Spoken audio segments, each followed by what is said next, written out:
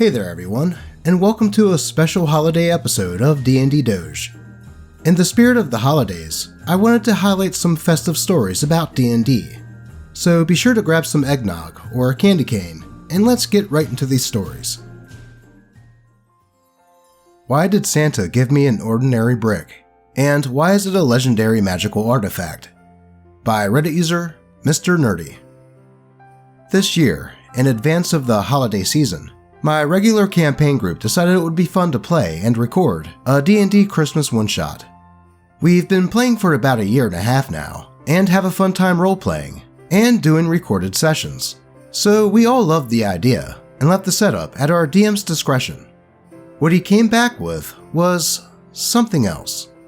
What ended up happening was some of the strangest usage of magical items any of us have ever seen.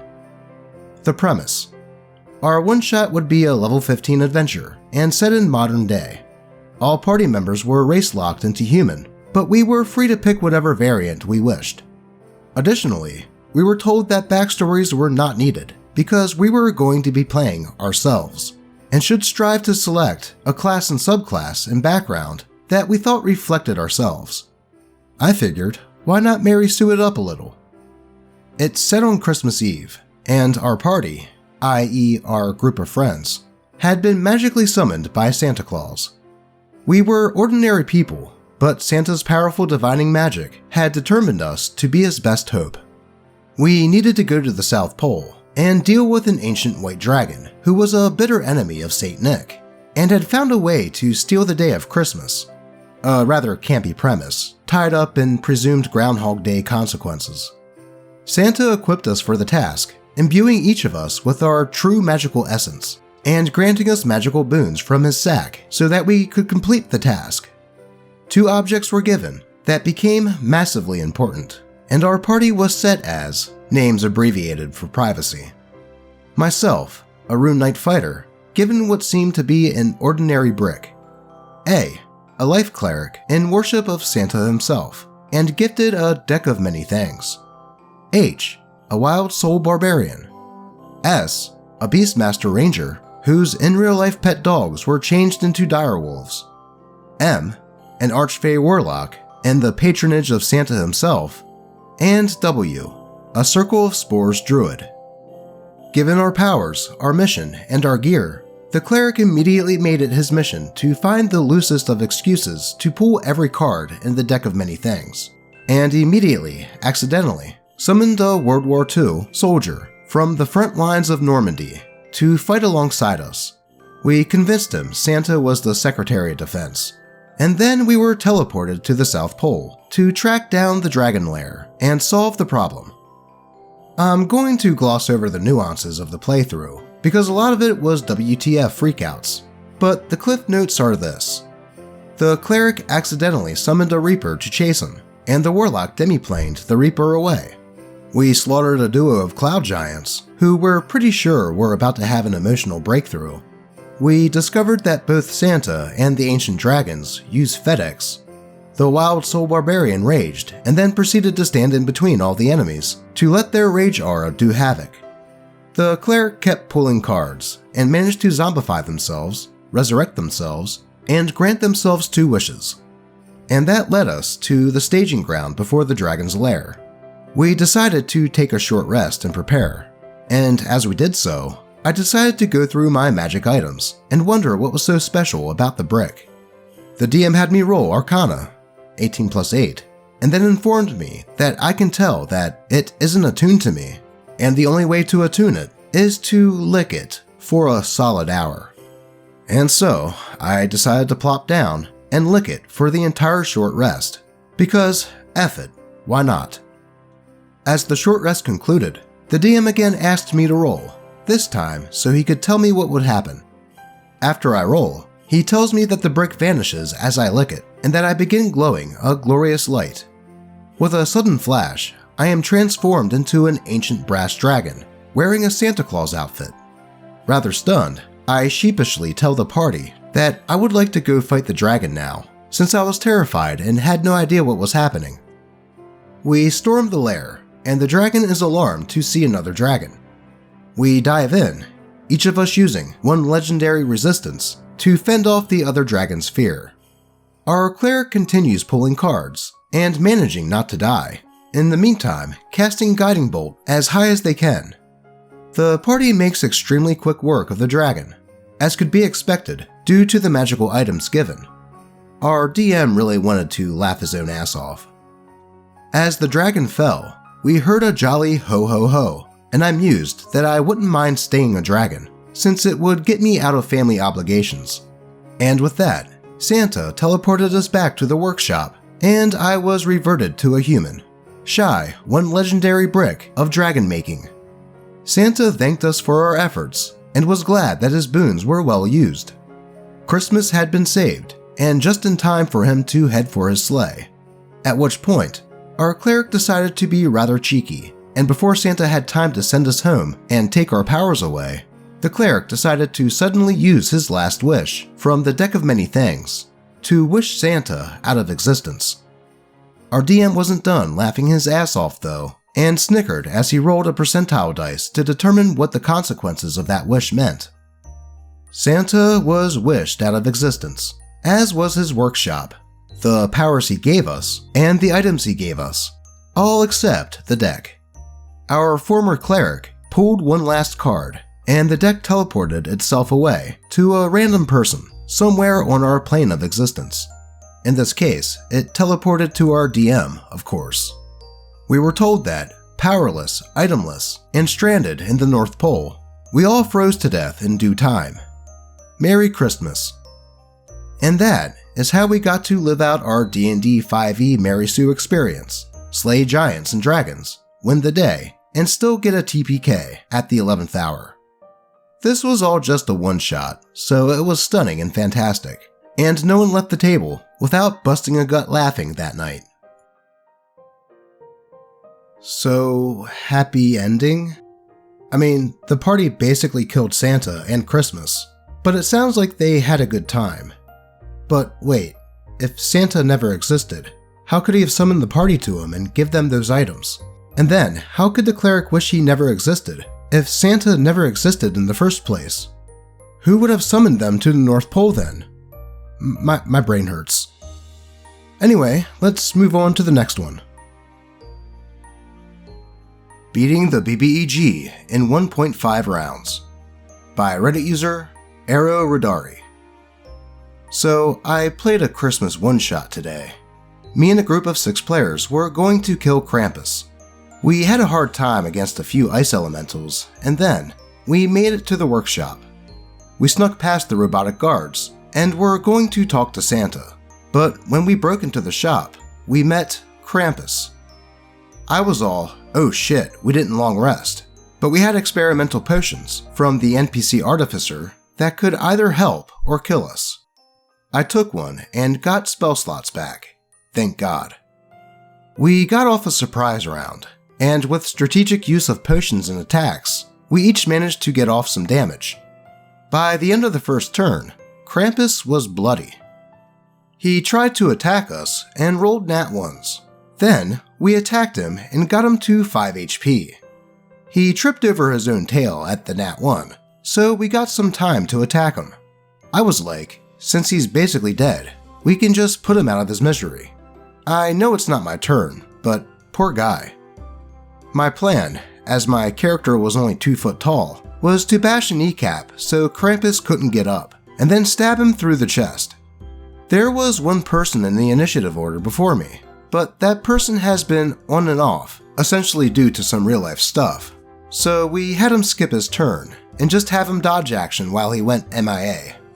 It was roughly 2 AM in my time, and we just wanted to finish due to how late it was. The party agreed, and we did a few attacks, and then tortured Krampus by cutting off body parts. Not my plan, but, I was like, I need some assistance killing him, as I didn't want him getting up. And then we torched his corpse, and saved Santa. Well, that got pretty, gratuitous? But hey, at the end of the day, the party defeated Krampus, and in all likelihood, saved Christmas. Albeit, a tad Quentin Tarantino-like. So there is that. But before we get into the next one, if you're wondering what I would like for Christmas this year, liking and commenting on the video is all I could ask for. That and subscribing to the channel if you haven't done so already. And I think Lucky would agree.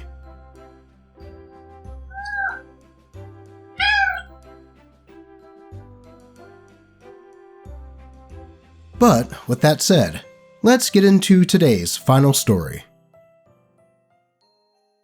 I'd like to try Seducing the Grinch by Reddit user Eclectic Drek. My wife and I had our first game on Saturday, and neither of us had yet played a tabletop RPG. The DM's character generation directions were incredibly gracious. We'd be starting at level 5 because the campaign was in progress. We were each allowed 2 uncommon and 1 rare magic item, and stats were generated with the 4d6, pick 3, and reroll 1s method. There was no question as to my wife's class. She would be playing a bard. The same goes for the race, as she'd long decided to be a dragonborn, should she ever get around to playing. She eventually settled on playing Puff the Magic Dragon, a College of Valor bard. After learning of the nautically themed setting, she opted for the Mariner's Half-Plate for one of her uncommon items. After all, Puff the Magic Dragon does live by the sea, as well as picking a Stone of Good Luck.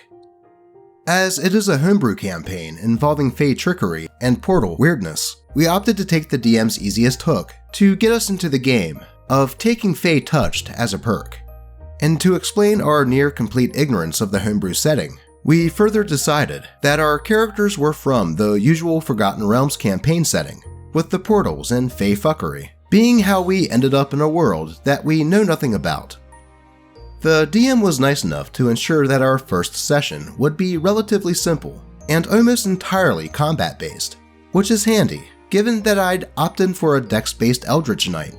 I did not roll nearly so well, but ended up with plenty of room to build a fighter that thinks she's a rogue. The gimmick was that the Fae in question dumped us with the group and then expected all of us to complete the 12 Doors of Winter, with the doors being quite literally that, doors in a large, circular, snow-covered space. The party was a large one, consisting of a cleric, divination wizard, and a rogue. It also included a pair of henchmen, a goblin barbarian, and a kobold bard. Said kobold kicked things off by belting out in song. Puff, meanwhile, decided to join in. Despite failing her history check, Puff had never heard the song. She killed the performance check and managed to play along on the bagpipes. The rogue, meanwhile, randomly opened a door, only to be swarmed by goblins, who were easily dispatched of, and Puff and the kobold continued their jam session. The cleric, a bit annoyed by all this, opened up the next door, this time with the rogue covering him from a nearby tree. After being bowled over by 10 dapperly dressed and dancing goblins, also easily dispatched, I decided that maybe my fighter would decide that maybe all of the weirdness could wait until after the pattern of slaughter had had a chance to die down just a bit. As the 2 previous doors had triggered dex checks, it seemed that maybe my fighter would be a slightly better fit, and so she opened the next door, while the cleric and his faithful hound, a moss dog named Kelpie, on account of being, well, a kelp dog, readied in action to attack whatever came through the door. And what came through that door was the Grinch. Under the hood, it was a challenge rating 9 bugbear, wielding a candy cane scythe. The cleric mashed it in the knee with a mace, Kelpie tackled it, and my fighter, well, she just tried to not get bowled over when the thing came rushing through the door. Puff rolled low on her initiative, while my own character would be bringing up the rear. The cleric went first, casting a damage cantrip, while Kelpie took the opportunity to attempt and win a grapple check.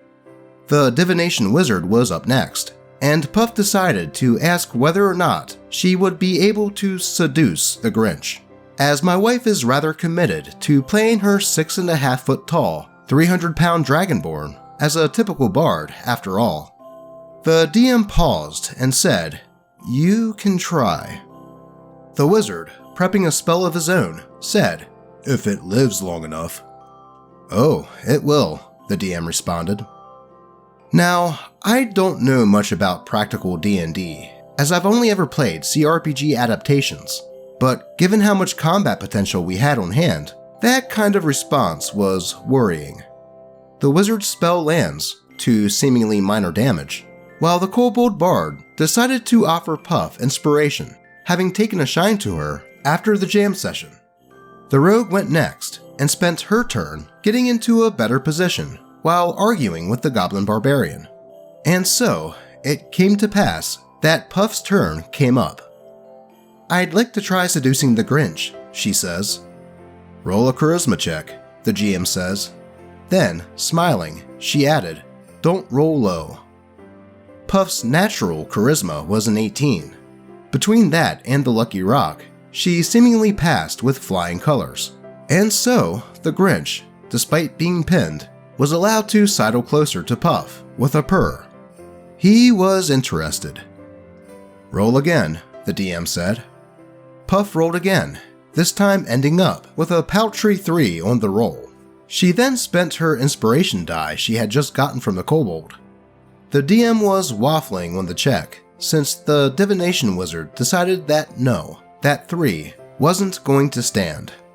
He gave her one of his foretelling numbers, a 16. With the final total at nearly 30, the DM finally settled on the deal and said, "He's very interested. So what will you say to him exactly?" It was at this point that my wife pulled out one of the best terrible jokes in her repertoire. "Knock knock." The Grinch is momentarily confused and asks, "Who's there?" And my wife says, "Cindy Lou." After the groaning turned to laughter and then finally settled back down, the DM finally says, "I guess that settles it. You've gained a henchman?" It was at this point that she shared the stat block. He was a challenge rating 9 bugbear with multiple attacks that was swinging a 2d10 weapon. Needless to say, the 6 human-sized battle geese and the like were quickly dispatched. Anyhow, that's how my fighter became almost entirely obsolete after a mere 2 rounds of combat, and how Puff the Magic Dragon picked up a 7.5 foot tall misanthropic boyfriend on her first session. I wonder if they're going to change the Kelp Dog's name to Max. But that will do it for today. And I just wanted to say to everyone that enjoys what I do on this channel, thank you so much for your support this past year in helping the channel grow. I really do mean it when I say that I appreciate all of you, and I hope that every one of you has a safe and happy holiday. Until next time.